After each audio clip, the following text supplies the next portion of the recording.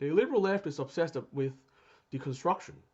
For the illiberal left, every part of the status quo, every structure, and every institution is a product of oppressive power relations and needs to be deconstructed to bring about liberation.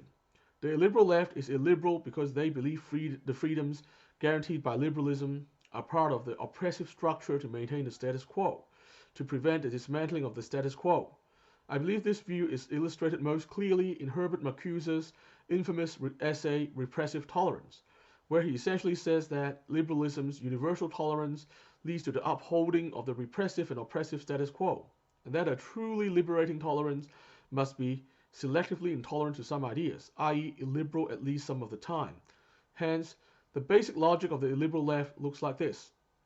The freedoms guaranteed by liberalism make the liberated utopia they desire impossible to achieve, so they must be knocked down. Think about this. Despite saying that it is for liberation, the ideology of deconstructionism actually doesn't even allow you the freedom to reject having your culture deconstructed. Once you say you want to keep your culture, or at least that there are some aspects of the status quo you want to keep, then you become a supporter of oppression and repression. Thus, while deconstructionism is supposed to be liberating, it is liberating on its own terms, not your terms, not the terms of any individual. Therefore, for those of us who see things from the individual freedom point of view, deconstruction is not only not going to be liberating at all, it is going to be highly prescriptive, highly authoritarian, and yes, highly oppressive in practice.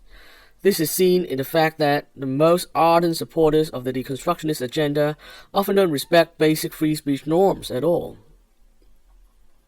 And then there is the problem of the objective truth. Objectively speaking, scientifically speaking, not everything is a social construct, and therefore not everything can be deconstructed.